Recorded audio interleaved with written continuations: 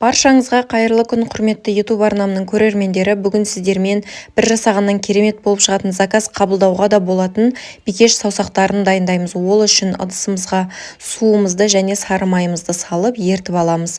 Ыдысымыз шамалы түбі қалыңдау болғаны дұрыс, және де отымыздың астына қатты қойып, осылай сары майымызды толық ертіп аламыз. Толық қайнаған кезде осылай көбігі шығып, толық бұрғылдап қайнайтын болады. Үстінен ұнымызды саламыз, одан кейін отымыздың астын бәсеңдетеміз. Ең баяу отқа қойып отырып, ұнымызды тоқтатпай осылай қамырымызды араластырамыз.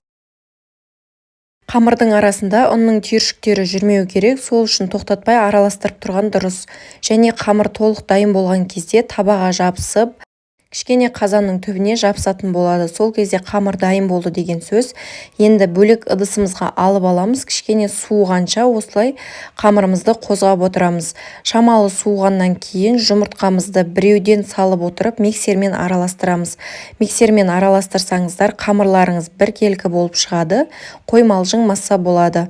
Осылай кезек-кезек отырып салып отырасыздар. Бірден жұмыртқаның барлығын салып жіберуге болмайды. Толық нұсқасын астына описание бөліміне жазып кететін боламын. Сол жақтан көрсеңіздер болады. Осылай араластырып отырып, миксермен араластырғандарыңыз дұрыс.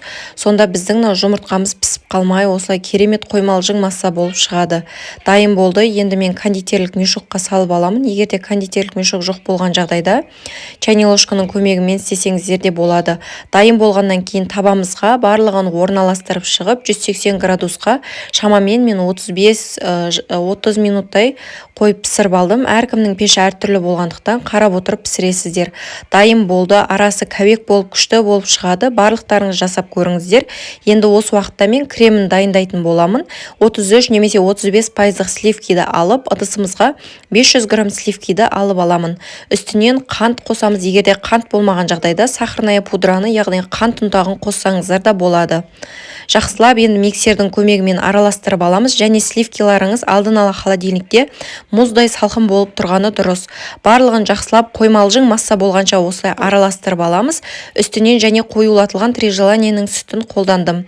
Бұны да шамалы миксермен араластырамыз. Біздің креміміз қатты қою болмағаны дұрыс, шамалы осылай сұйықтау болғаны дұрыс. Енді барлығын жинап, үстінен шоколад және де крошки сеуіп шықтым. Жасап көріңіздер. Видеоны лайк басып, каналыма тіркеліп, қолдап қоюды ұмытпаңыздар.